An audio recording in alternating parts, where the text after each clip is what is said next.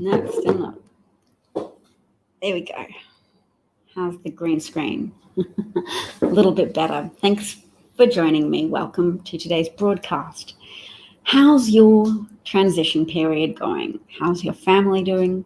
I hope they are safe and well. There's a light at the end of the tunnel in terms of projected vaccines, which will take a while to distribute, which will take a while to get to the most vulnerable, particularly because the administration in charge of distribution at the moment is a bunch of crooks, unfortunately, furrows brow. But look to the helpers. What are the people saying who have their eyes on the prize, who are working to ensure a victory of candidates in Georgia in the upcoming Senate runoff elections that would give close to control of the Senate to the Democrats, or at least take away majority control from Mitch McConnell, whom people may not know, but is one of the most destructive forces in American politics for a long time, if not ever. And I'll just rate him on par with Trump because he's had longer to be destructive. Although I would say Mitch's destructiveness has been a slow burn, Trump has wielded COVID like a biological weapon, because not only has he failed the American people, but he's actively sabotaged public health messaging from qualified experts. So for Mark, his transition period's been overwhelmed by the pandemic, and the appropriate transition period can't come soon enough. Yes, because officially transition will start when GSA Administrator Emily Murphy signs the letter that ascertains the election. And we've all been breathlessly waiting for Emily to do her job, but she may think she has some kind of criminal exposure, needs a pardon for Trump. She's giving little anonymous sourced interviews to publications like the Washington Post, in which they say a source close to Emily Murphy says that she's conflicted but doesn't want to be disloyal to the administration that hired her. Hello, Alan. How are you doing? The first point I would like to raise today is from an important article that I've raised once before, but I was tired at the time. It was an article showing or talking to research firms that actually have focus groups that talk about ads and how they respond to them, not just in terms of measuring engagement, but in terms of how people respond differentially to questions of whether or not they support Trump or the Republican Party before and after viewing an ad. And they've come to understand that a lot of ads that get traction on Twitter that are very critical of Trump and Trump's COVID response are often not ads that bring out voters. So I guess that's something that was more relevant before the election, but apparently ads that resonated most or had the most profound effect on changing people's minds were testimonial videos. And the worse the lighting, apparently, the better the response, the more authentic perhaps that the messaging seemed to people. So I'm hoping that critical people working to flip Georgia have seen that article, have seen that messaging, because it's easy and cheap and rewarding to talk to people in Georgia and ask them how they're doing, and maybe examine differences between states that are close to Georgia, because it's not universal, the degree of opposition that Republicans have to things like Medicaid expansion. Some states accept it more than others. Why don't we talk to people in Georgia and talk to people in other nearby Republican states about what it's meant to them in terms of being able to access healthcare? A lot of people in Republican states have suffered. And some people are stubborn enough to say, yep, I don't want Medicaid to be expanded, even if I'm suffering and dying myself, because I don't want my tax dollars to pay those people the Democrat Party wants me to pay.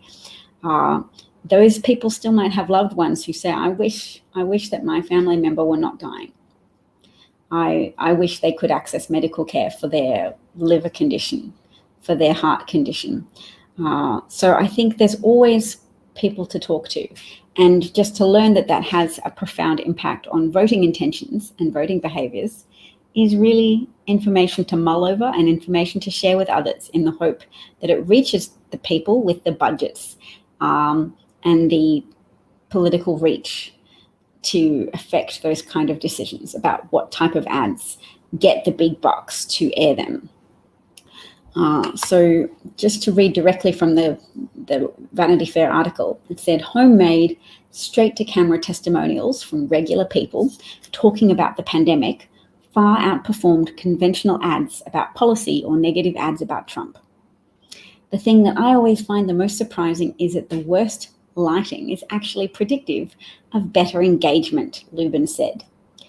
One of fellow Americans' most powerful videos was called Evie, which featured a woman talking about her mother, a Holocaust survivor, who died of COVID before her daughter could say goodbye. It ended with some simple text on screen: tell the Trump administration to take care of our elders. With Americans now spending more time on their smartphones and TV screens, as a recent eMarketer study revealed, ads like Evie have a more familiar style and logic for viewers than a heavily produced political ad. It's a credibility thing, says Lubin, who works with people who invest time, energy, and money in determining which ads actually resonate with people. Alexandra, hello. I think I sent you a message yesterday. I finally logged on to Patreon and realized, yep, there's some people I haven't been messaging, so hopefully I've said hi. Hi, Molly. Hi, Hammerstrand. Rainbow League's trying to be patient. You're Alexandra.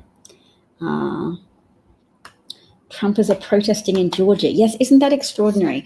They are threatening to destroy the Republican Party, which is nice because it's not violent. They're threatening to destroy the Republican Party at the ballot box by punishing Republicans for not being adequately loyal to Trump, which is very profound because you can see then a strong motivator for why Republicans are behaving so treasonously and seditiously.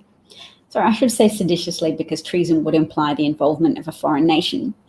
And even though I strongly suspect that, yes, Russia is still involved in propagating disinformation on the internet, and that this time, this election, that they used a lot of social media platforms to circulate disinformation in Spanish, just to circumvent some of the safeguards that had been put up against disinformation circulating from Russia in English.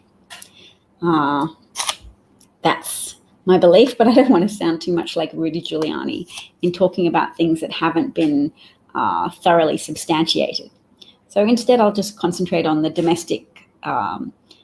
seditious domestic players, like all of the Republican senators who haven't yet acknowledged Biden's electoral win. And even the ones who make slightly promising noises still say things that give legitimacy to Trump's approach of opposing a very obvious election outcome. Trump's plan of opposing it and spreading distrust and continually asserting untruths, that he won in a landslide, that the election was a hoax. Assertions that aren't altogether unsurprising because he was saying them before the election. He said quite plainly a number of times that if he loses, it would mean the election was rigged. If he loses, the election is a hoax. If he loses, the results are invalid. But if he wins, valid. It's something that he was saying a lot, but it's also something that, like the Super Bowl, people only pay attention to in the critical moments. So less people pay attention during the preceding games, but the Super Bowl commands attention. And the election is that Super Bowl of politics. So more people are now horrified that, yes, Trump is not just muttering away on Twitter while people ignore him. He's muttering away to what we now know is a sizable audience of potentially 74 million voters who voted for a wishful thinking of religious dominance and hope that there wouldn't need to be any lockdowns, because if you vote for Trump, he'll make sure there's no lockdowns and his reality will be manifested. You know, those people who do the secret where you just will something into being. People voted for Trump to avoid economic hardship and avoid losing family members because Trump says hardly anybody's affected. Trump says it's just a media beat up and it's all going to go away. And if you have magical thinking like that, then you are more tempted to vote for the man who's offers to make all your wildest dreams come true. Now, I haven't seen yet, but this is an ad from the Lincoln Project addressed to Republican senators.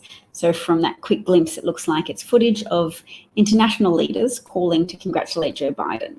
So that's a worthy thing to watch, because it'd be great to build that awareness that Trump's blather is the rabid lashings out or the thrashings of someone in a corner, a criminal, cornered criminal, whereas the reality is that Biden won so substantially, there's no legal avenue to overturn the results. You have to have too many people to cooperate with your shenanigans and your auto-gulp / coup attempt, which doesn't rule it out altogether. Trump could be successful, but it's been made that much more difficult by the resounding nature of Biden's blue wave victory.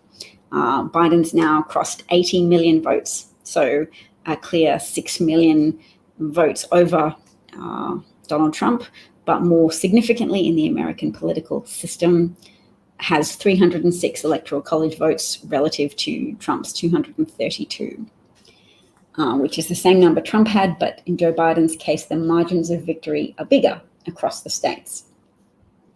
So obviously that's a bit of a thrashing situation for Trump, and difficult for him to cope with emotionally, but also difficult as a criminal who wants to evade legal consequences for his actions, which typically happens to criminals. They commit more crimes to avoid consequences. So in Trump's case, it's potentially a felony to be conspiring with Michigan Republican canvassers by calling them, and Michigan's state legislatures, inviting them to the White House, and then they have drinks afterwards at Trump Hotel, and they're drinking Tom Perignon and being photographed drinking it. If they're conspiring to overturn the votes of hundreds of thousands of American voters in Michigan, because Trump's margin of victory in Michigan was 147,000, then that is a crime. So Trump appears to be committing more crimes to hide from the consequences of his other crimes. And the thing about that is it makes it more difficult for prosecutors to ignore. The more incorrigible a criminal is, the more likely it is that people won't just be able to brush off his misdeeds. So Perry Pilot's at least happily feeling that the Biden inauguration is inevitable and the end of Trump in the White House is nice. Alan's pointing out that right-wing propaganda is rampant. Can you imagine the emotional need of buying more propaganda? But that may be why the viewership for Fox News has fallen significantly over the past few weeks. Probably cognitive dissonance is hurting people who believed, because of the right-wing propaganda, that Trump was going to cruise to victory in an easy landslide. So now those people have a choice. It's either run with Rudy Giuliani's crazed assertions that don't have evidence, and people will do that, millions of people will do that, or the slightly more responsible people will say, okay, I don't feel entirely comfortable with this. The evidence doesn't seem to be standing up in court. There's a lot of court cases the Trump administration is losing. Why are they losing if there's strong evidence? Why is this happening? It would appear to be that Biden won an election, and I was told that wasn't possible. I was told that everybody supports Donald Trump because he's so wonderful, and COVID wasn't real, and that COVID would end with the election, that it was just a Dem media shared conspiracy that would end. But hospitals are reaching breaking point, and hospital staff are saying, even if you build a field hospital in the car park, where will you get staff to supply those units that you build? We are exhausted. We are frustrated and tired with community non-compliance with mask wearing guidelines or mandates or just requests. We are frustrated and exhausted, and we're dealing with patients, many of whom don't believe that COVID is real, and with their dying breath are still cursing us for perpetrating a hoax.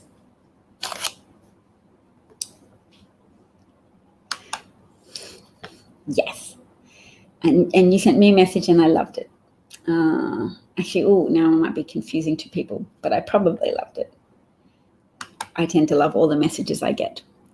COVID is very tragic and it's hard to predict how it acts from person to person. True. It has a heterogeneous, heterogeneity of outcome. So homogeneity of outcome would mean everybody responds similarly. Heterogeneity of outcome, some people are fine, some people are asymptomatic, and that's part of the deadliness of COVID, which is it's not fatal for everyone who contracts it at all. And yes, a lot of people on the left who take the virus seriously often overestimate the likelihood that any one individual given case will result in a fatality. If you get COVID, you're not necessarily going to die at all. Part of the big risk of getting COVID is you might give it to someone else, because in passing it on, you're just increasing the number of people who have it. Even if it was as low as just 1 in 100 who dies from the disease, if you have millions of people infected, then that number of deaths is obviously high.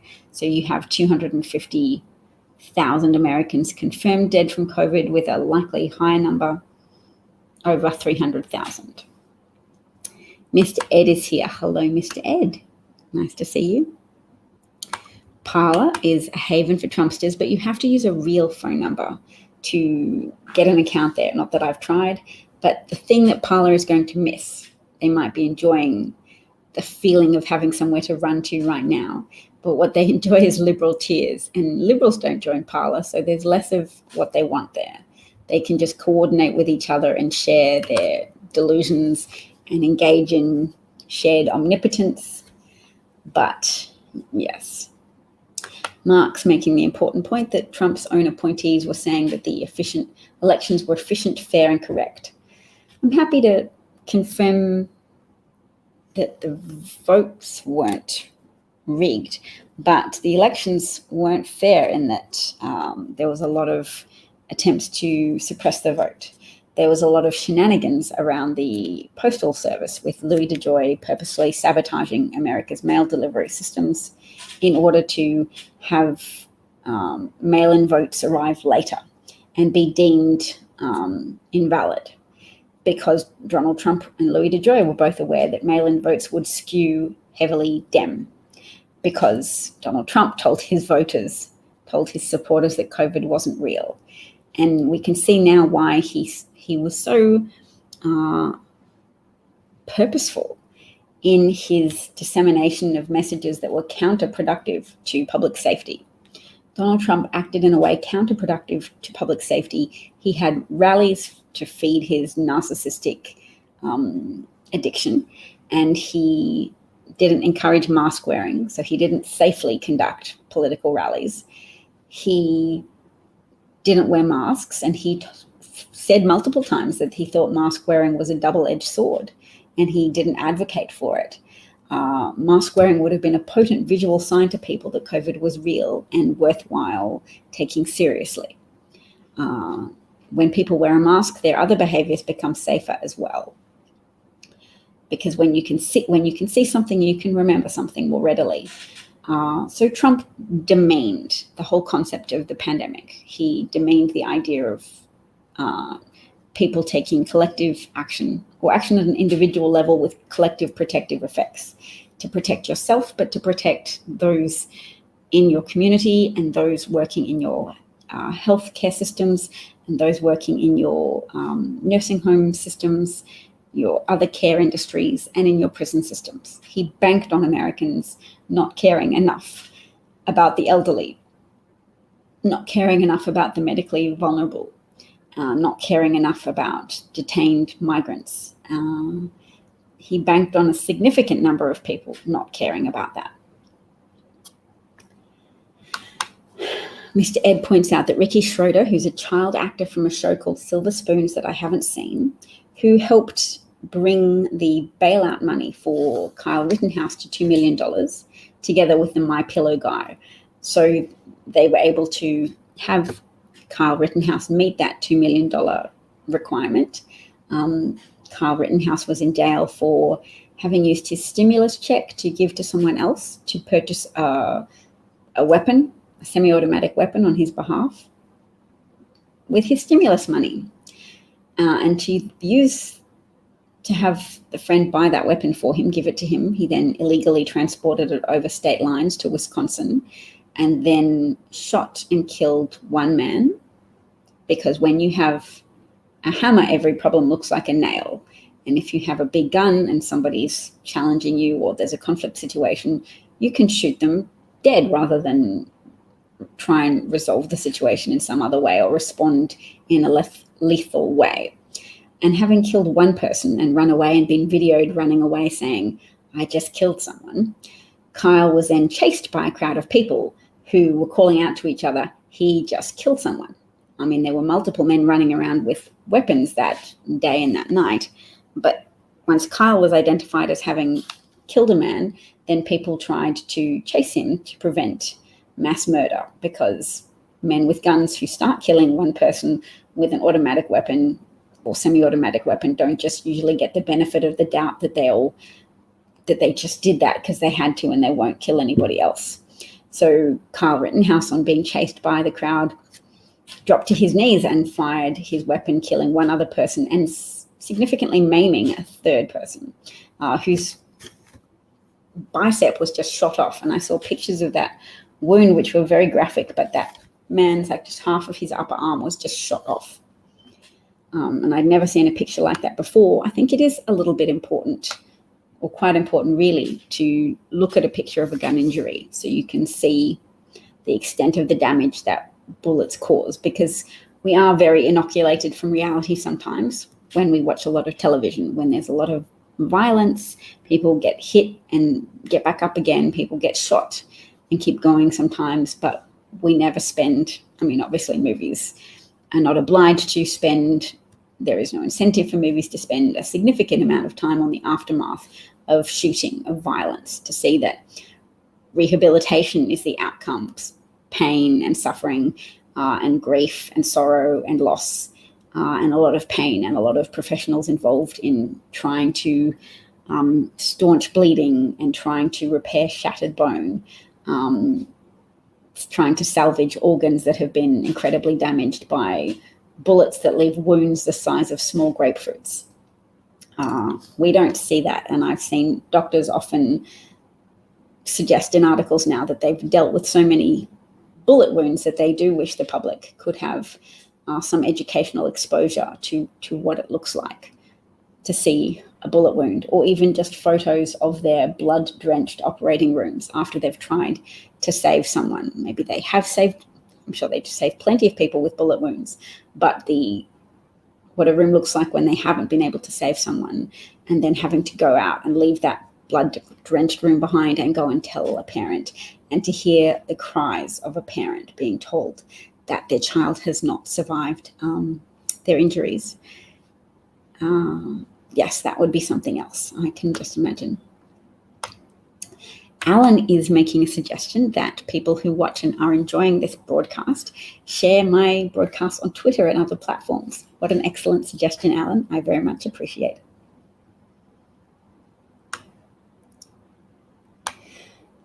Alexandra, you're reading The Dangerous Case of Donald Trump. I have interviewed one of the authors of one of the chapters of that book, David Rees.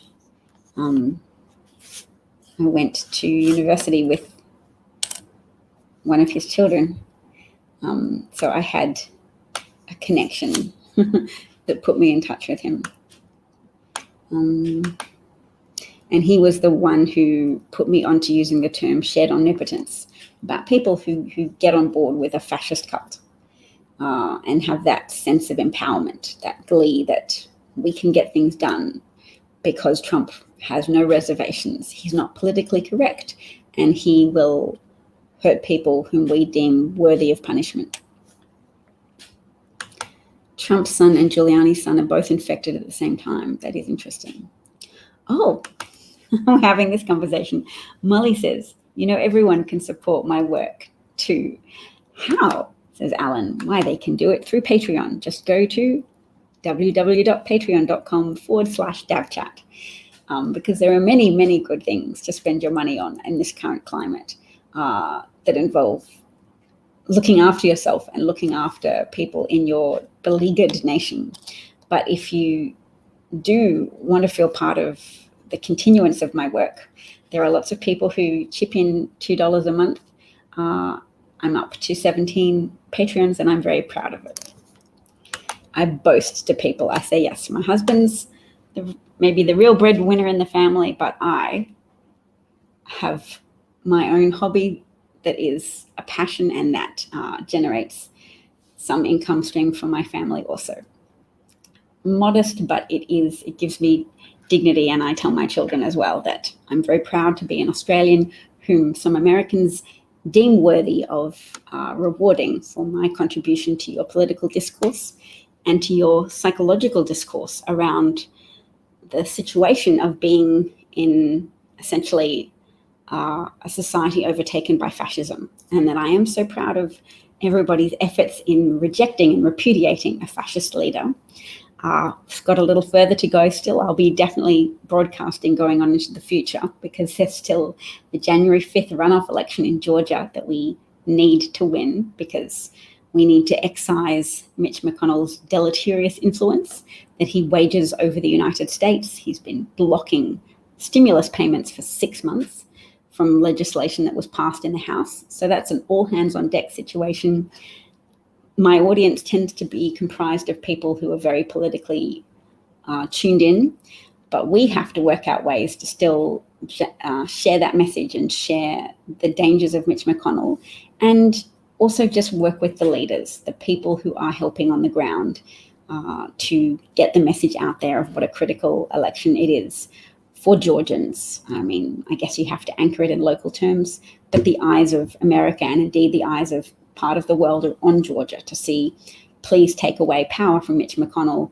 He abuses his power to help a corrupt despot and demagogue like Donald Trump stay in power.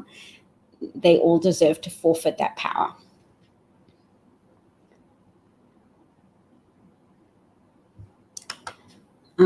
So in the book you're reading, The Dangerous Case of Donald Trump, it sounds like the top mental health professionals are advocating all new presidents need a psych evaluation. That would be nice, wouldn't it? It's not part of the Constitution or anything, but it could save America from a lot of death. We'll play the video already. Good thought. I will do that.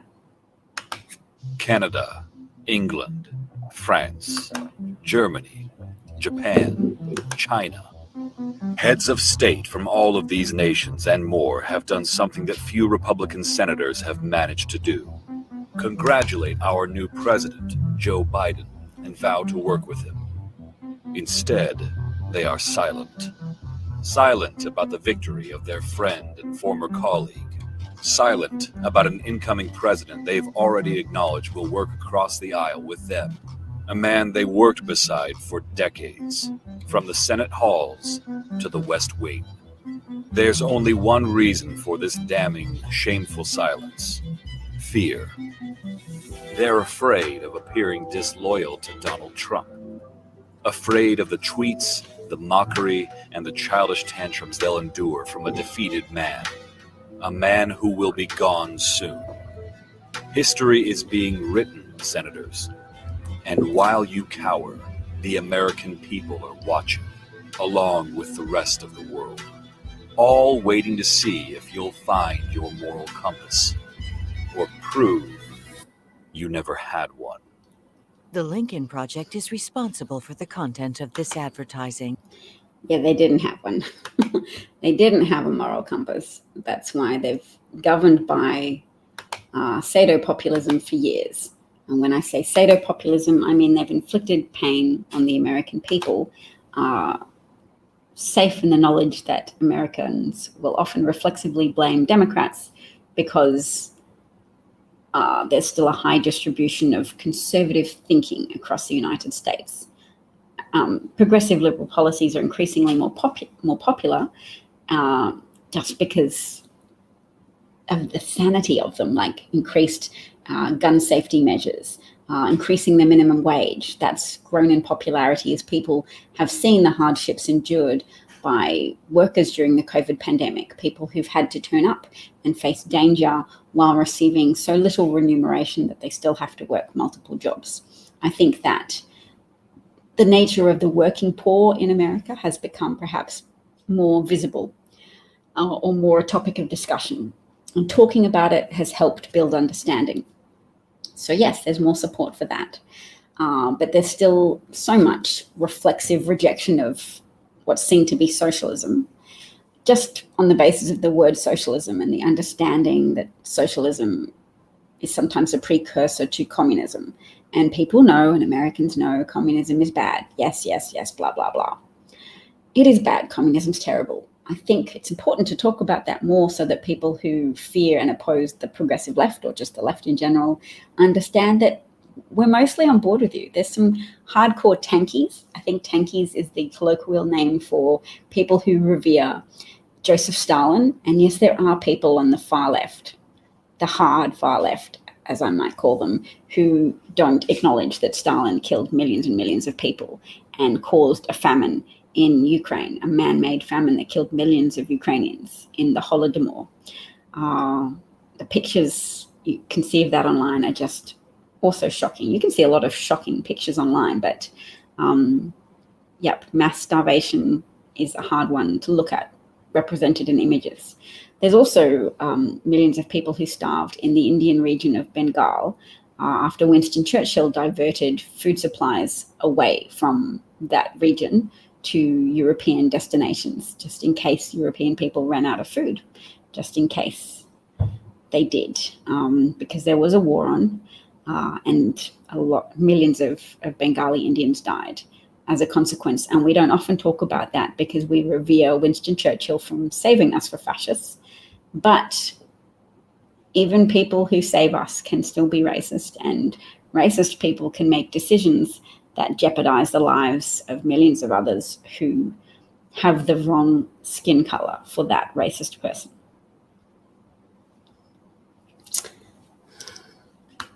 Oh, Pumpkin, you have the right kind of face for someone insisting that Trump is the best president you ever had. I bet you're celebrating. Are you celebrating the collapse of multiple hospital systems across the United States? Are you celebrating the exhaustion and despair of healthcare workers who have to deal with Trump brainwashed patients who don't believe that COVID exists, who believe that COVID is a hoax, and who haven't taken precautions to protect themselves? Is that what I'm willingly ignorant of? Am I willingly ignorant of 250,000 dead Americans and millions of unemployed Americans as a consequence of Trump's weaponized neglect of the American people?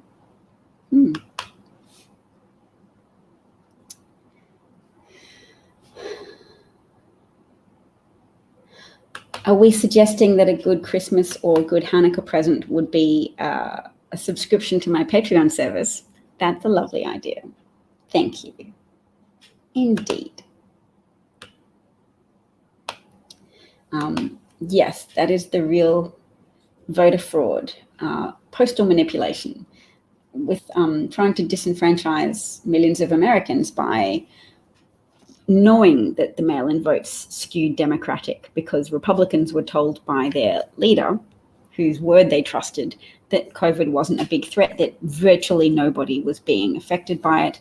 And if you're a Republican, you're also more likely to buy into social Darwinist style thinking.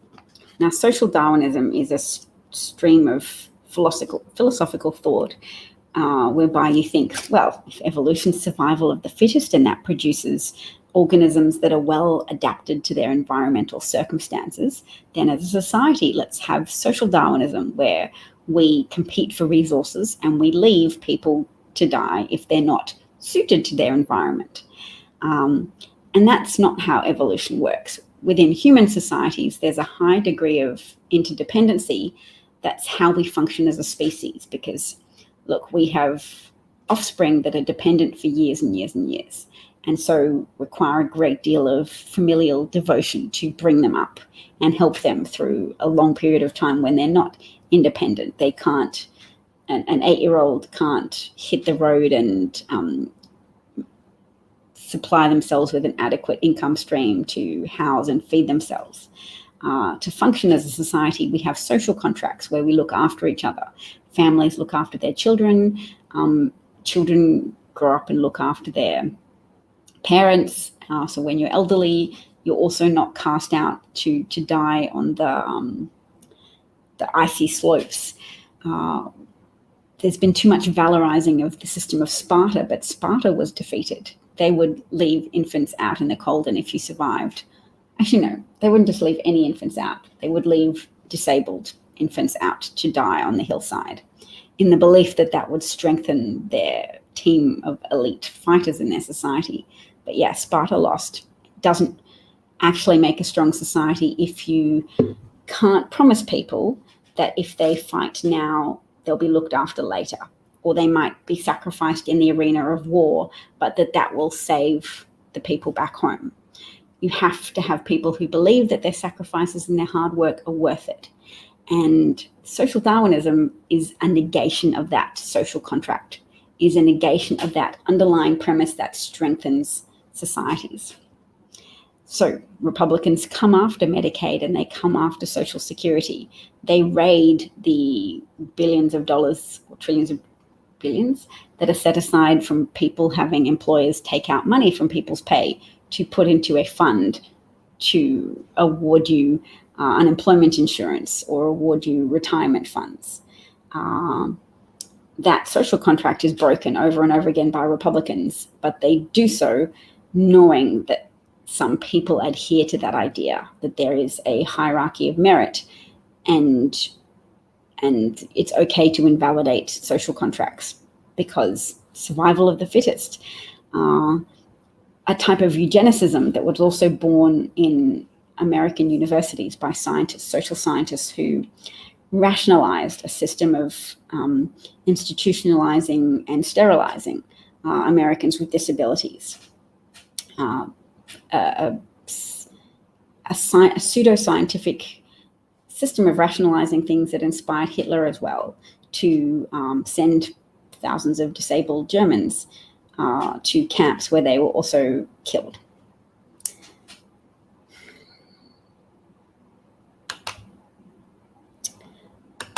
To switch topics abruptly, Molly bought groceries and socks. That's nice. Well, we hope that Rittenhouse will spend some time in prison. I like prisons being rehabilitative as well as punitive. I love Kamala Harris's innovations in the field of using prison time as a gateway to rehabilitation opportunities.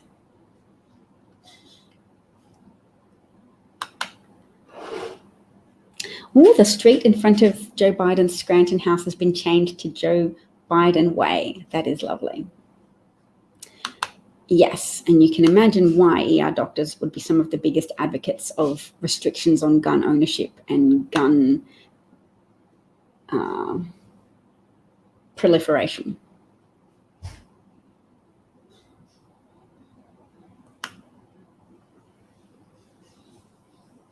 So Jeff's congratulating Mr. President-elect. Jeff just had a lovely suggestion that said we can send Hamilton tickets to Dav when Broadway reopens. Oh my gosh, what a gorgeous idea. Perry's a fan of Molly and Alan's soft marketing tactics. Me too. It's subtle, it's beautiful, I love it. Alan's in for the idea. A spontaneous clap for Mr. Davcat. I love it. Let's take a picture and show him. He has shared a lot of his wife. I mean, it wasn't entirely voluntary. His wife is quite insistent on some things, but yes. Oh, Molly says it's a contribution to your education. Nice. Yes, we must realize there's only one race, the human race, and Churchill wasn't re-elected. I wonder if highway overpasses will have signs with "Bye-bye, Trump, you loser." That'd be cool. But some people are telling us to be gracious to Trump supporters. I think not really because of the principle that it's a good idea to be gracious to people who have cultivated harm and wished for harm and celebrated the tears of people who were sad and fearful when Hillary Clinton lost the election of 2016. We're told to be gentle with them, but I think partly that's because of the recognition that they are a tinder keg, and that they're capable of violence and hurting people. So we don't want to taunt Trump supporters because we don't want innocent people to get harmed. And they're so detached from reality. You don't taunt crazy people. I learned that from a book called Pollyanna, an American classic, which my mother gave to me when I was a young girl. See, all of my formative literary experiences were American in nature. But yes, you don't taunt crazy people. And I learned that once as well when I was a teenager, early 20s, walking down the street, and someone with mental health challenges, was walking down the street swearing volubly to themselves, actually quite loudly. And he was sort of looking at people as well and saying F you to them as he walked by. And it was very aggressive.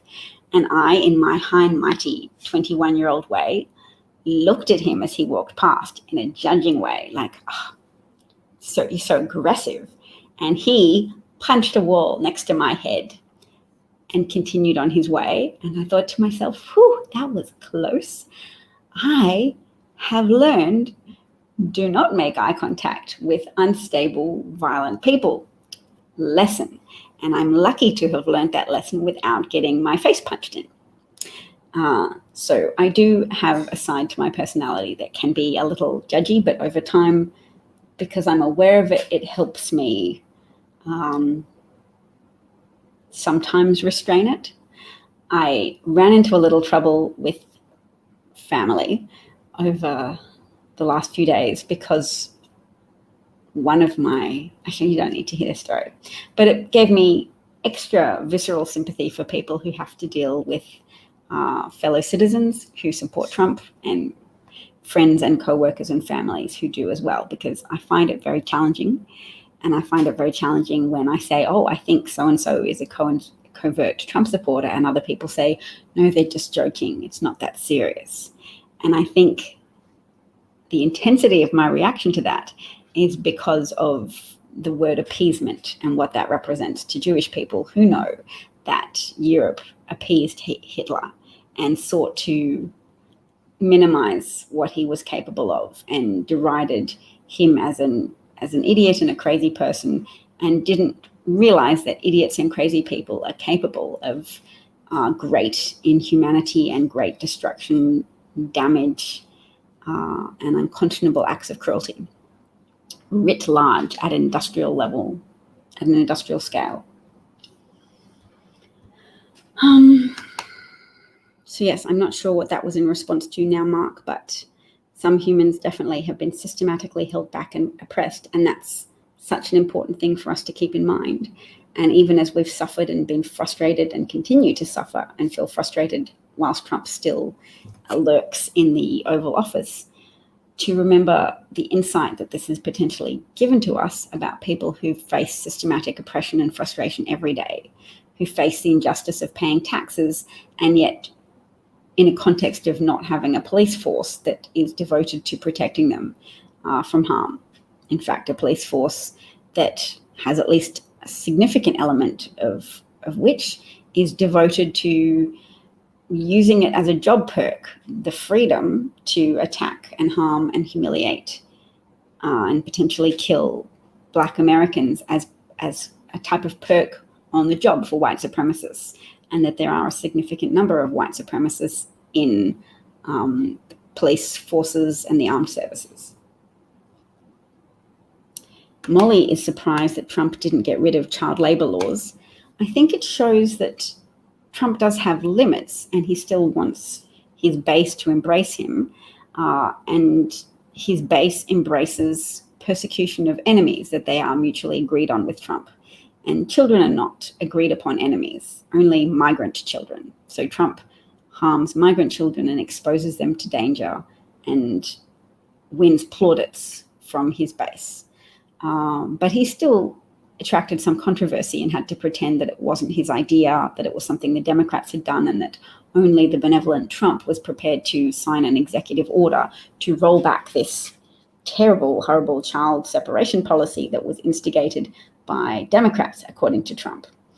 And the sad thing there was that Democrats adopted a weak slogan of saying Trump put children in cages, when that was so easily refuted in that the Obama administration was when those cages were built to house and process child migrants who turned up unaccompanied to the border. So it was not an Obama administration policy to separate children from their parents. It was a Trump administration policy conceived out of infamy, terrible, inhuman,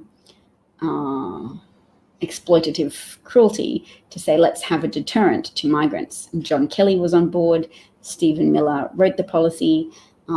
Various US prosecutors were on a call with Rod Rosenstein, who was at that time the Deputy Attorney General, saying, do we have to prosecute all these families? Because what about the families with tender-aged children, like children under 5 years old, children who won't be able to remember the names of their parents if we deport the parents without the children? And Rod Rosenstein said there's no exceptions. So, 4-month-old baby, deport the parents. And that's the youngest age that is known of a child whose parents were deported without them. So the child left in American custody at a significant cost to the American taxpayer. But the left always still talk about things in moral terms that horrify us. And we need to talk in terms that horrify everybody, because the cages was not an adequate enough explanation of what was happening. Those cages existed in Obama's administration. They were built in warehouses. They have chainmail. They do look a bit like dog kennels, but sometimes they're just big areas that don't have walls.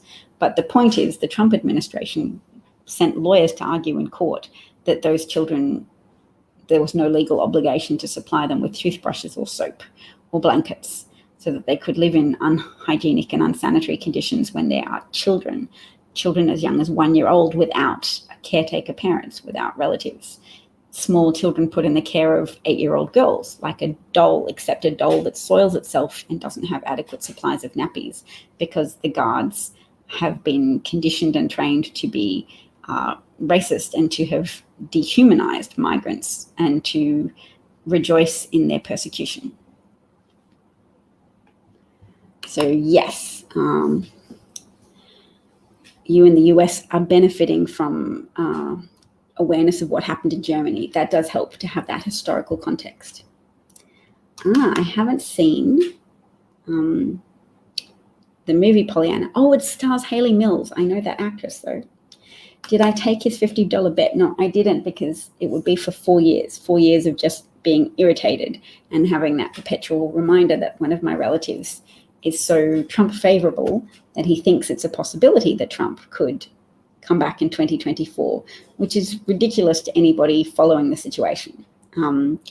Not to underestimate the number of crazy indoctrinated people in America, but there's a limit to how much you can sustain that crazy indoctrination when Trump's not in office anymore and doesn't command the attention of the media anymore as a immediate candidate or an occupant of the Oval Office. Degree of the spell will break, and the hospitals will be overrun in many states before Biden takes office.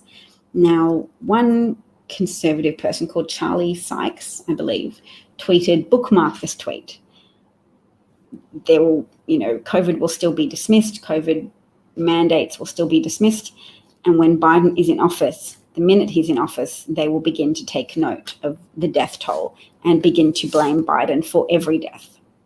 So that suspension of consequence, suspension of accountability for a Republican candidate will hold until January the 20th. And then Biden will be, suddenly they will awake to the economic collapse of the United States. They will awaken to the massive deficit that spiraled out of control and immediately hold Biden responsible for all of that. And it's good if we can start talking about that now to say that's not acceptable for us. Don't run with that story, media. When conservatives start asserting that to be the case, do not say, well, both sides, let's consider that Biden might be responsible for all of this bad stuff. I was reading something in the Washington Post, and everything bad that Trump had done, they would say, Trump did this and Democrats opposed it, or Democrats objected to it. And it's like, no, that's not Democrats object to it. If it's law breaking, then it's objectively speaking, objectionable. But always the disinclination to have any objective fact. There's some facts described as if they've been established, but in any case where there's some criminal activity or something immoral or unprincipled that's been done by a Republican, then immediately it's too contentious for us to say this happened and it was bad. It has to be this happened and Democrats were vociferous in their opposition to it. So I hope that's a habit that also gets discussed more and objected to, because we can hold the media to account as well as holding politicians to account. And the ref tactics of the right cannot stand going forwards. But I think the main point that I wanted to just underline there in response to Alan's question was, no, I don't think it will be possible for a Trump to run as the Republican candidate in 2024, because the horror that he has created has been ignored to a large degree because of the forward momentum of fascism, the fire hose of news that it generates. One book that I should read is called They Thought They Were Free, which is the work of an American journalist who traveled to Germany and interviewed German academics, German professionals, German tradespeople, etc., and found all of the various reflections that they had on why they couldn't stop Hitler and they couldn't stop his ascent to power, and how they felt about what unfolded under his reign. And obviously, it's not all the same. Different people have different responses. But I've seen extracts from that book and people saying, oh, you just thought, well, surely this next thing he does has just been so bad that we'll organize. But then there was always a constant stream of enemies that Hitler was telling them all they had to worry about, domestic enemies, international enemies. Other people have described that tendency as the fire hose of fascism, just propaganda that you're constantly going, oh no, what have they done now? Or what should we be worried about now? And that fire hose does sometimes disconcert people and prevent recognition of the big picture of damage, because you're just too busy responding to all of these small breaking news scandals and outrages. It's only when that tap is turned off that you have more time to stand back and have the big picture come crashing in on you.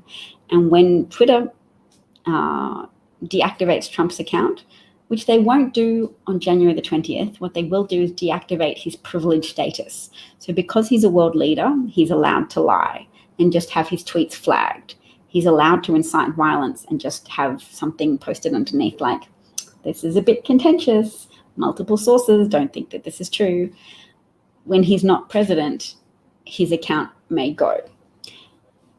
His account is part of the economic engine of Twitter, so there is some incentive for them not to ban him, but at the same time, there's the potential that they will. And there's this large potential that he's being pursued for criminal activities in relation to tax fraud, employing his daughter both as an employee and as a consultant, paid $700,000 without appropriate taxes being paid on those consulting payments to Ivanka Trump. So there's a lot of prosecution awaiting Trump once he no longer has the protection of his seat in the Oval Office. And the good news about that is we can see those wheels turning already. So there is prosecutorial enthusiasm for holding Trump to account for some of his crimes. So didn't take the bet. I told him that it made me, the thought of doing so, I told him that somebody offering me $50 to bet against Trump being a candidate in 2024 for the Republican Party. I told him I don't take bets that make me angry and upset, and I wouldn't want to have 4 years of that occupying space in my brain, of feeling sad that a family member had confidence that Trump was so popular he would rise again, without having the ability to see that when Trump doesn't have access to a podium anymore, people will wake up and smell the 10 refrigerated mobile morgues outside a hospital in El Paso, and the replication of that circumstance all over the United States.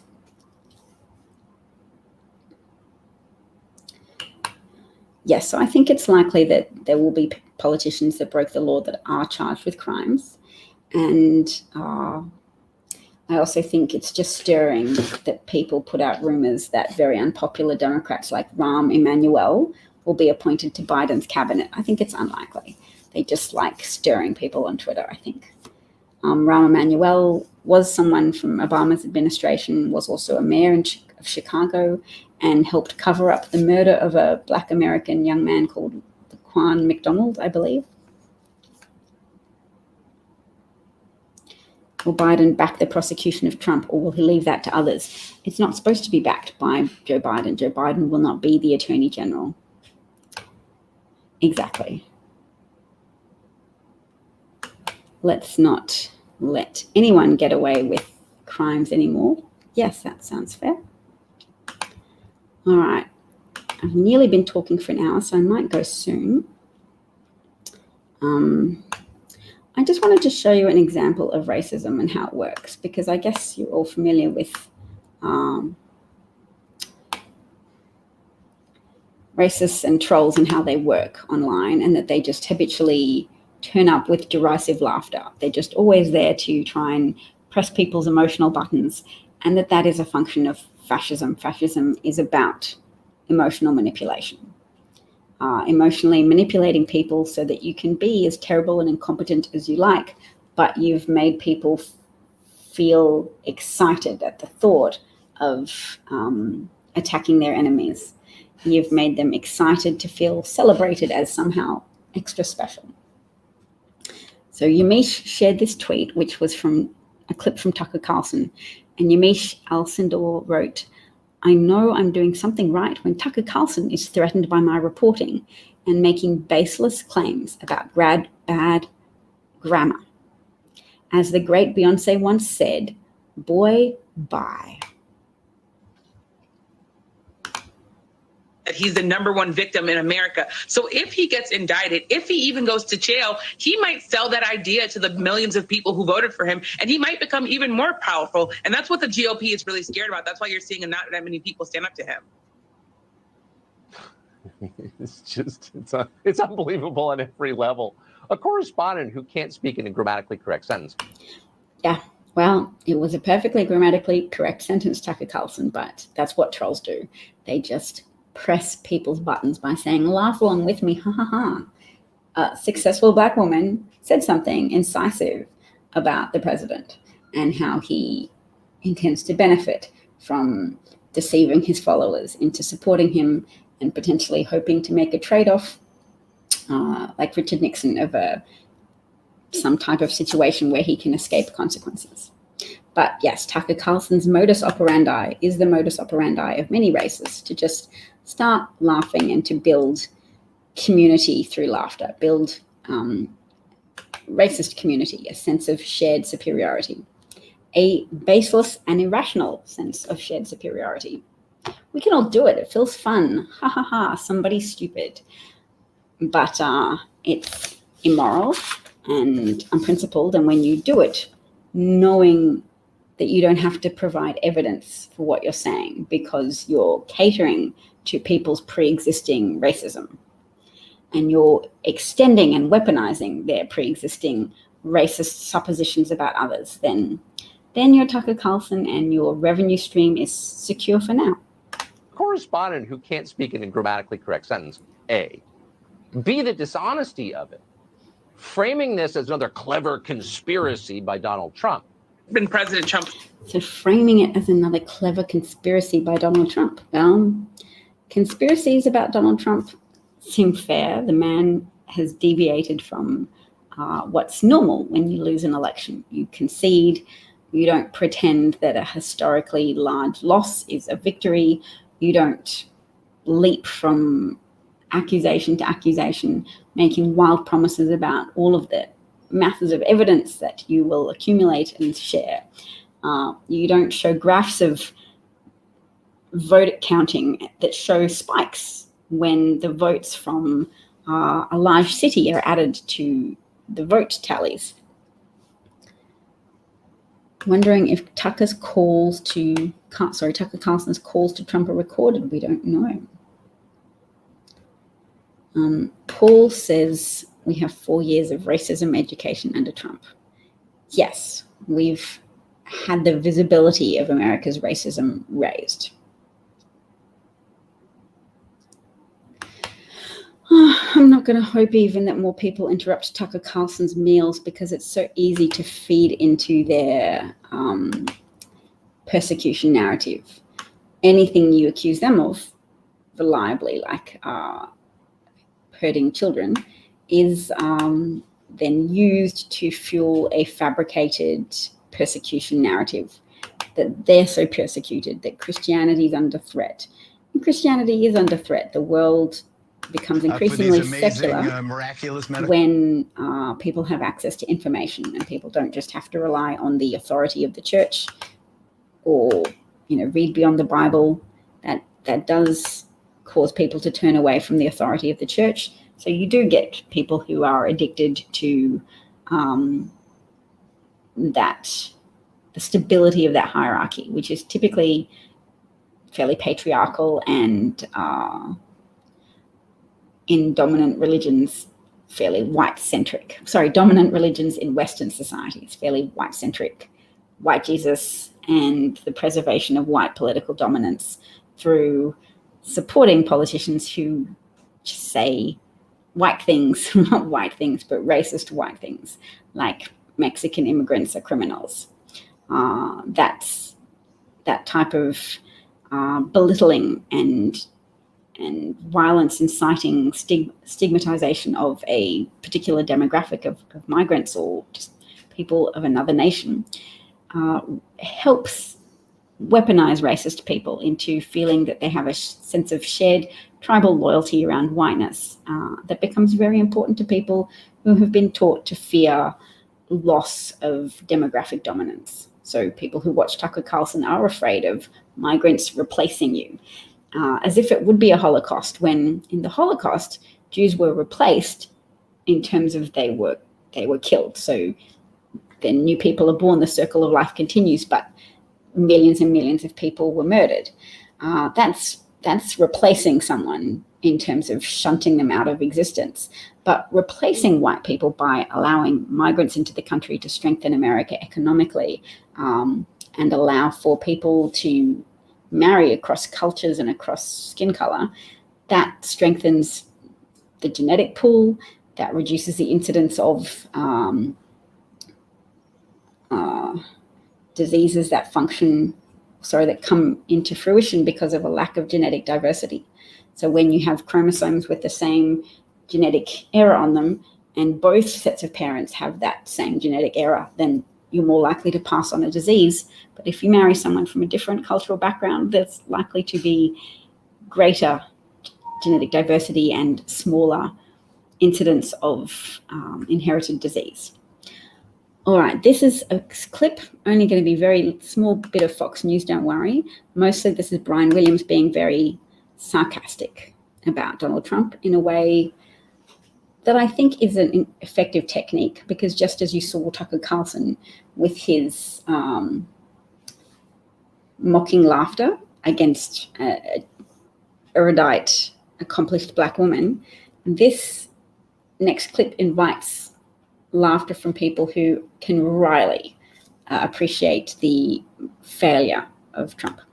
Warp speed, and but for him, we'd still be waiting, into the grim winter for these amazing, miraculous medical breakthroughs.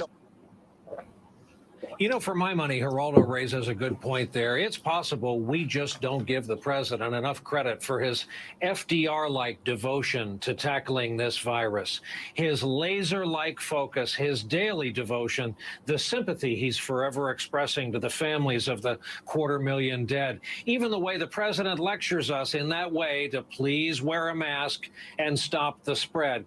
And he's always advocated injections. Geraldo may be onto something.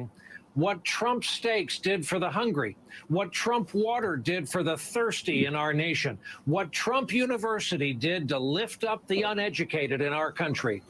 Well, along comes Trump, the vaccine. Possibilities, I think you'll agree, are endless. That is our broadcast.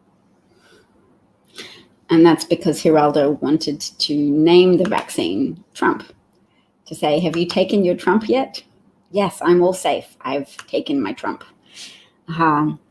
When people wake up and look around at the devastation wrought by Trump and his purposeful cultivation of delusion, anti-science delusion amongst his base that don't just cause them to jeopardize their own lives, but cause them to act in a way that jeopardizes their families, their states, and the American economy as a whole, as well as their economy at a state level. South Dakota, I think 1 in 1,000 people have died. And Kristi Noem is still running with that Republican propaganda messaging of, we embrace liberty, my people are happy because they are free. We just leave it up to the individual to adopt safety procedures if they feel like it. Well, Sweden has just had its king send out a message of hold on tight, everyone, because they have such widespread contagion now and such rising rates of hospitalization that they are now limiting certain things. No gatherings over 8 people, which would preclude church or concerts or anything like that. And what else do you have to do? No sale of alcohol after 10 p.m.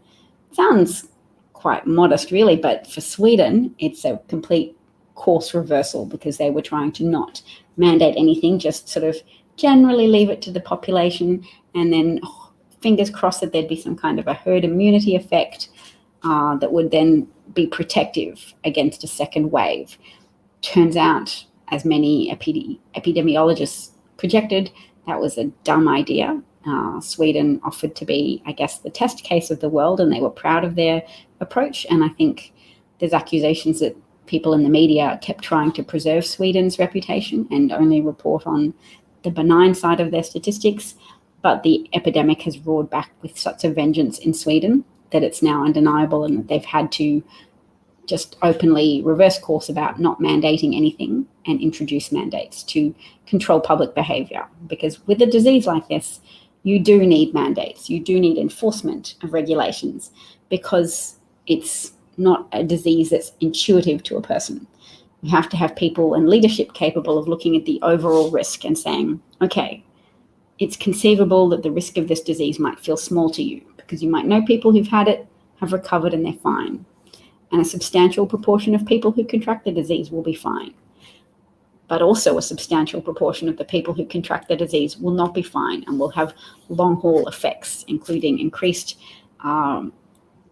rises of disease profile likelihoods, so an increased likelihood of contracting Parkinson's disease or developing Parkinson's disease, I should say. It's not contagious. Parkinson's is it an autoimmune disease? Let's look it up. I like to be reasonably accurate. No. No, it's neurological functioning issues. A brain disorder that leads to shaking, stiffness, and difficulty with walking, balance, and coordination. Yes. And Michael J. Fox has just retired.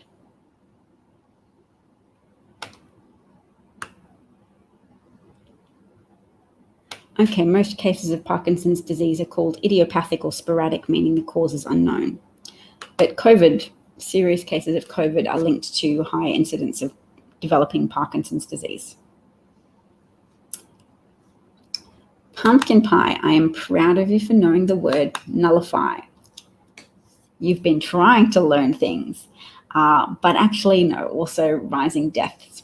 So treatment of COVID-19 has improved over time, meaning patients are given more effective treatments now. They're put on prone positions. Dexamethasone, a steroid, has been helping suppress some of the immune overreactions that have been jeopardizing people's health when their body is responding to COVID-19. But deaths are rising. So hospitalization rates are rising, death rates are rising.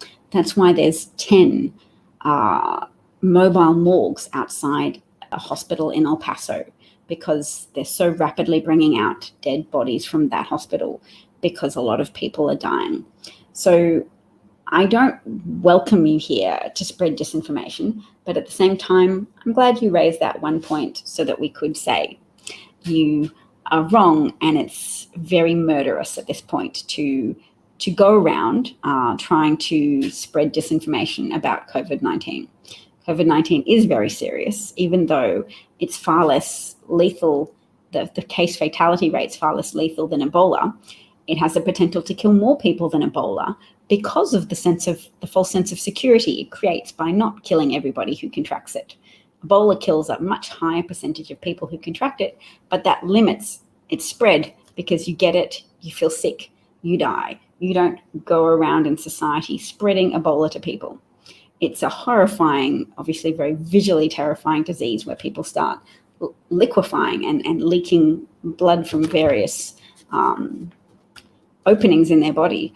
But COVID-19 is not so visually horrifying, and people don't usually see it because they are lonely deaths of people suffocating in hospital rooms. Which reminds me, I might scroll back through my bookmarks because there was one very powerful message of a mayor reading out loud a message from a nurse in a hospital system. So that is probably the most important thing that I can share with you today, because if you share it with other people, it really is, I think, life-changing to listen to in the degree to which it negates a lot of the phony arguments against taking COVID seriously. Rick Scott has COVID. Donald Trump Jr. has tested positive for COVID. There's a conservative Michigan Freedom Fund, which the DeVos family finances, issued the following statement on Friday: "The election is over, the results are in, and here in Michigan, they're not going to change." Which is nice. It's enjoyable to hear hopeful things about Trump's efforts to overturn the election results. And guess what? We should share with people in Georgia, as well as Senator Perdue and Loeffler, who are up for election and can be kicked out of office. There's a third GOP incumbent on the January 5th ballot who participated in shutting off people's electricity during the pandemic. So I'm just going to retweet that now. You'll find it on my Twitter timeline from someone called Taniel, who I think is an activist with a PhD.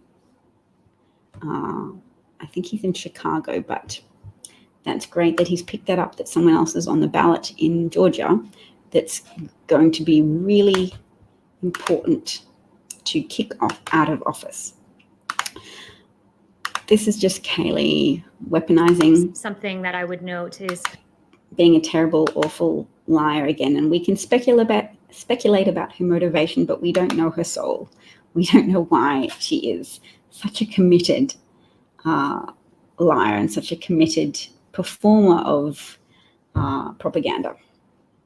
But fascists do tend to attract people without principle who seek to advance themselves and put in Oscar-worthy performances to advance the cause of deceiving the public.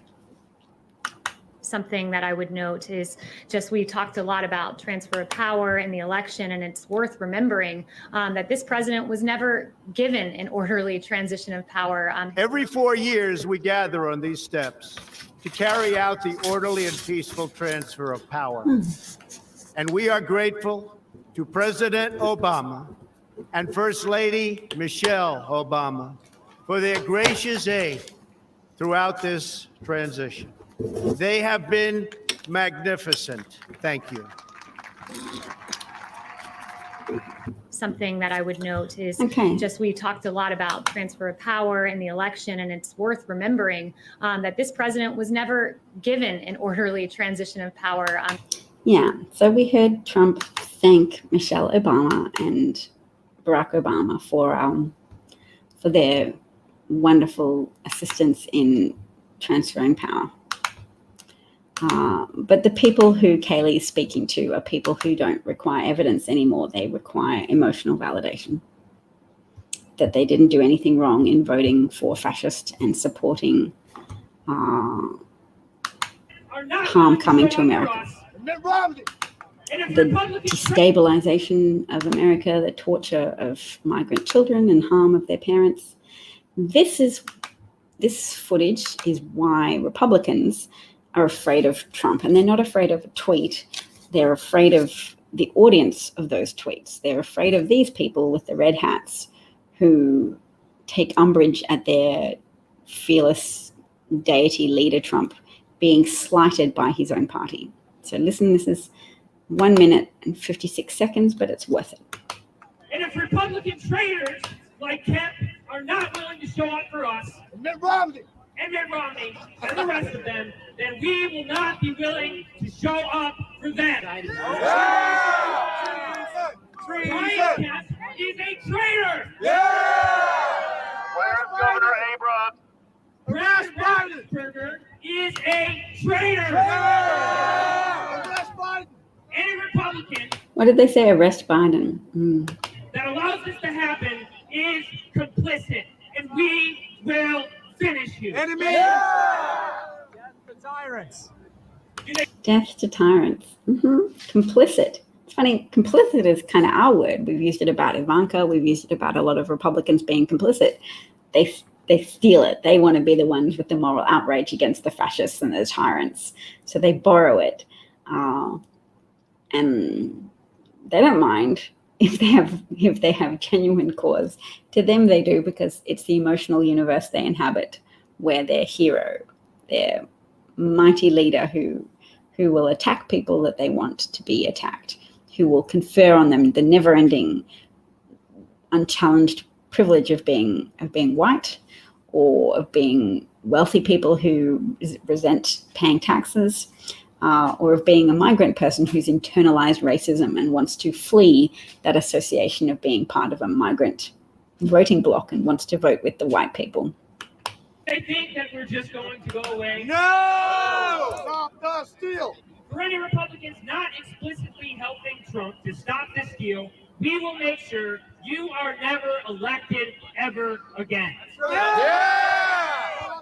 To the Republicans that are easily bullied into compliance by the left, we will finish you. Yeah! We will end your career forever. We're the new GOP! If the Republican establishment stands back and stands by and allows this deal to go through, we will do whatever it takes to completely destroy the Republican Party. We the forever. people! We will not accept mere investigations that go nowhere. We will not accept nothing less but a Donald Trump victory. We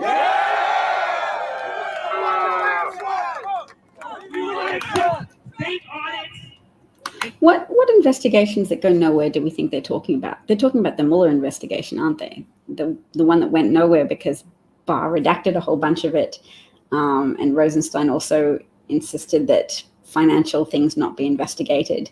And then Barr lied to people that there was no obstruction of justice found, which is a crime. There were no crimes found and described in the report when there were 10 instances of criminal behavior described in the report, 10 instances of criminal obstruction of justice. But anyway, a few more seconds to go. If you can hear anything that stands out to you, don't be afraid to type it in the comments. I'd apologize for subjecting you to this, but the people they're promising to take down are Republicans. So I'm hoping you found it interesting and not too repellent in the same way that I found it interesting. And fake recounts like what's happening here in Georgia, we will accept nothing left but Donald Trump for another 4 years. 4 more years!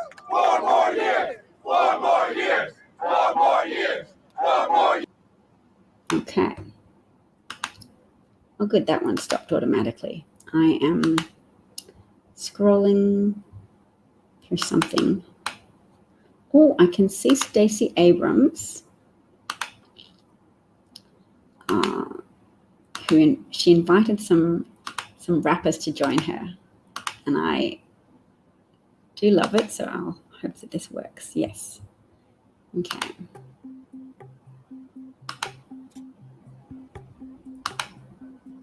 What's going on, Stacey? How you doing? I'm good. We we can at least make sure that everyone shows up to vote. So we have 2 senators to make sure we have COVID response, and we've got stimulus money coming back to Georgia. All right. That's right. We got you, baby. Let's get it. GA, you know we gonna stand up for you. Just wanted to say thank you to both of you, especially for the work you've done to encourage folks who are coming back, returning citizens, to know they have the right to vote. I've got a younger brother who's been in and out of the system, and I know redemption is real, and I know that the voices that these men and women can bring to our state matter. And so thank you for the work you've done. Can you wipe my record clean? Look, that's a job that the governor could do, but you know, we'll have to think about that later.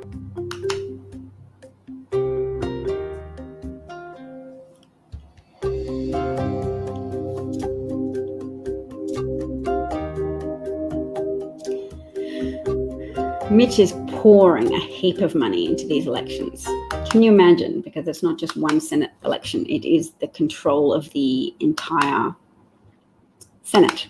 All of Mitch's power pretty much will be taken away from him if they lose those 2 races, because then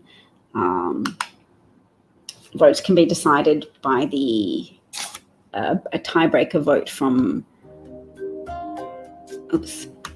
wrong one. A tiebreaker vote from Kamala Harris, the vice president.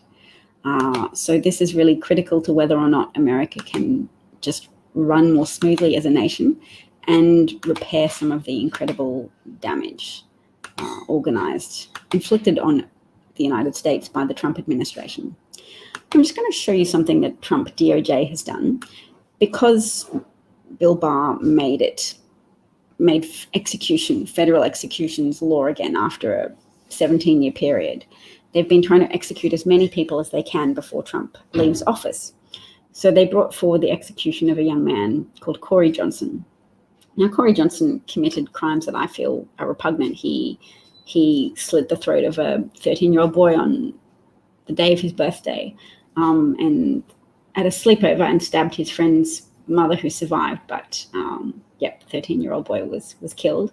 So Corey was a minor at the time of committing the crime, but regardless of the crime, this is the letter that got sent to him. Dear Mr. Johnson, the purpose of this letter is to inform you that a date has been set for the implementation of your death sentence pursuant to the judgment and order issued on June the 1st, 1993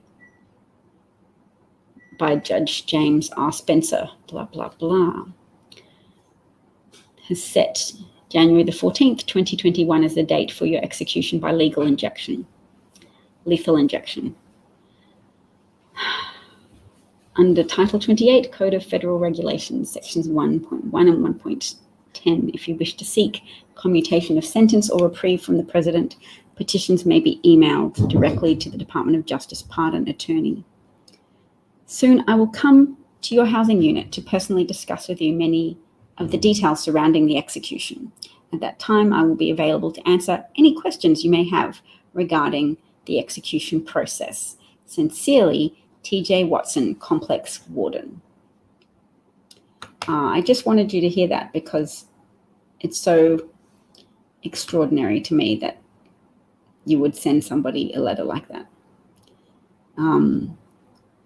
The professional language used to tell someone, your execution will be on this date. If you have any questions, don't hesitate to contact me. If you have any questions about the nature and manner of your execution, let me know. It's extraordinary. Okay.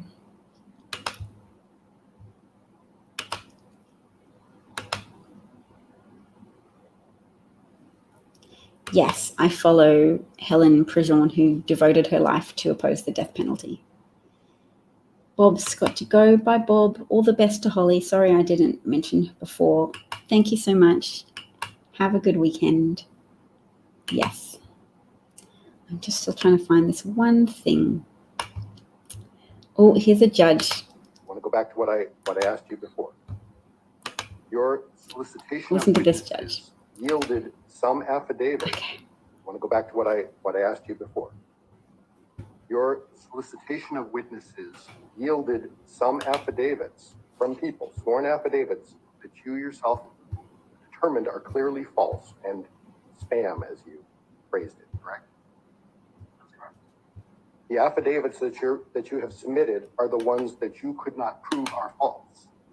So am I correct in saying you solicited affidavits, you received some you could prove were false, and you set those aside. The ones that you couldn't prove are false, you have submitted to the court. Correct. They were submitted under penalty.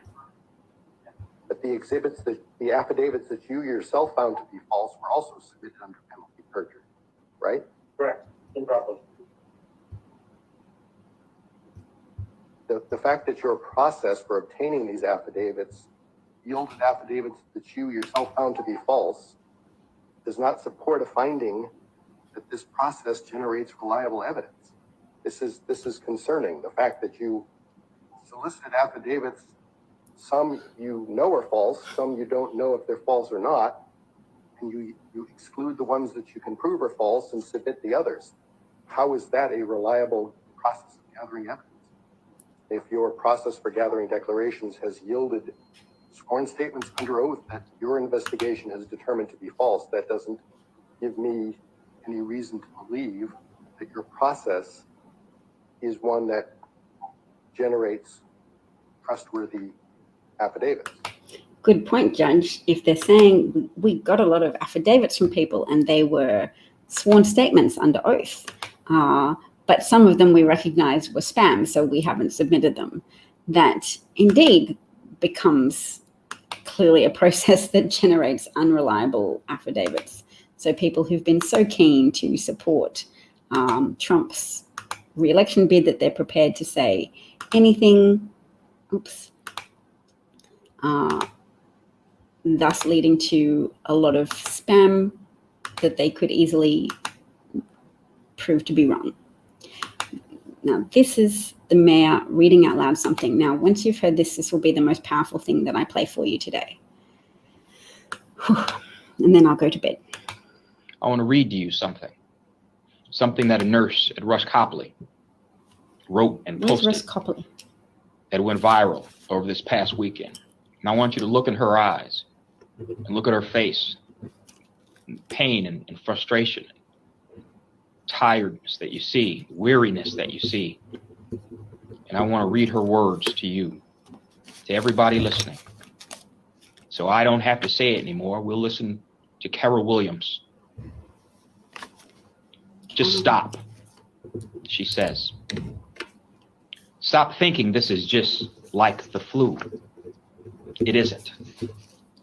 Stop telling me the survival rate, so it's not a big deal.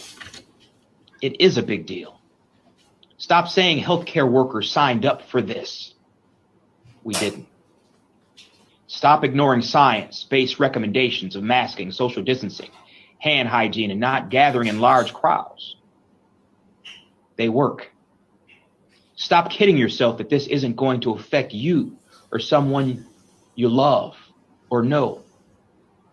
It will. Stop thinking that only unhealthy people with pre-existing medical conditions or elderly people are the ones dying. They aren't the only ones. Stop being confident that if you get sick from anything, the resources to save you will be readily available. That may not be in this stage of the pandemic. Stop believing hospitals aren't being overrun because of massive influx of COVID patients at this moment. They are. Stop thinking if they make makeshift areas to house more patients, there will be properly trained staff to care for them. There may not be. Stop believing that all frontline healthcare workers are properly protected with PPE. Many across this country still are not. Stop ignoring that healthcare workers are also getting sick themselves. It's happening. Stop politicizing this virus. It's a public health crisis.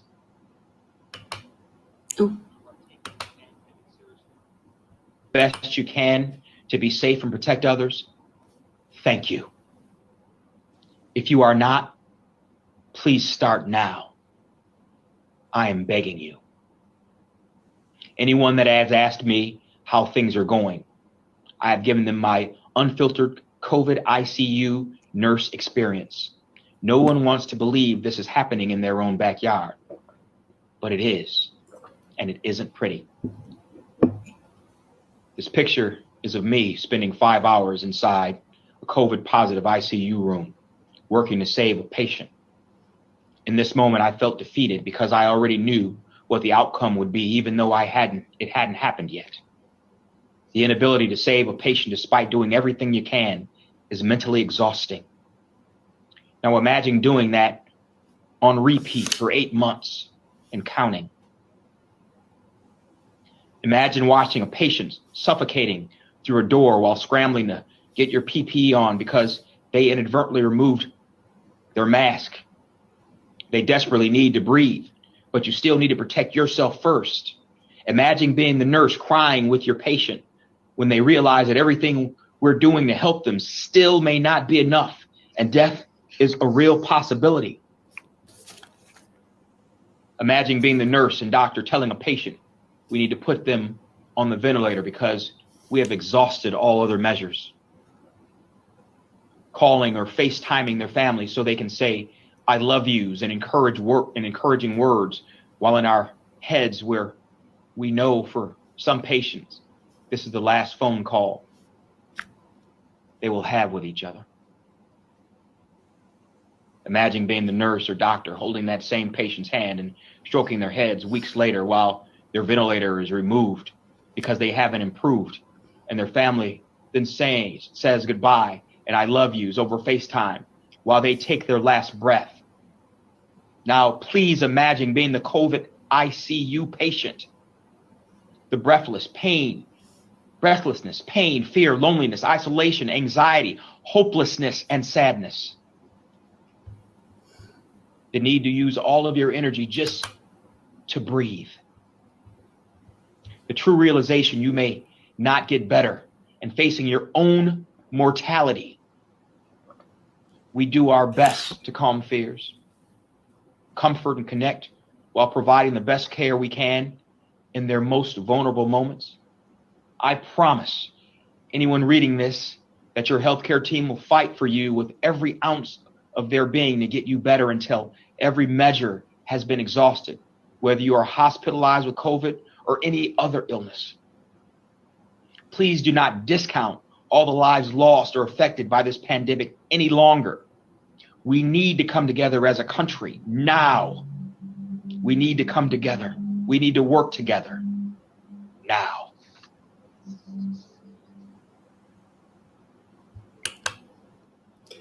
So that was that very powerful message. It's not live now. It was a recorded message from his Mayor Richard Irvine, perhaps, the mayor of Aurora, Illinois, a viral post written by an ICU to underscore the severity of the pandemic. So nurses are heroes, but they don't want their lives to be at risk. And their lives are at risk and their sanity is at risk, or their mental health is at risk, considering the cost of dealing with second, third wave of the disease and dealing with the intransigence of a strong subset of the population that has been indoctrinated by Trump and Republicans to not believe in the need to take precautions, to not believe in the severity of the pandemic, not to believe in the threat posed to their lives, to their own lives, to their loved ones, the threat posed to the very functionality of the hospital systems in their communities. So yes, it's not fair that nurses' lives are being put in danger by the actions of the Trump administration and Trump collaborators and Trump himself. It's not fair that people are being so selfish as to ignore genuine health warnings from doctors and nurses and healthcare professionals, and instead believing their egos and their susceptibility to fascist propaganda. To a degree, they're victims of fascist propaganda, but it's also incumbent on them to do better and to not just watch shows that give them happy feelings like Fox.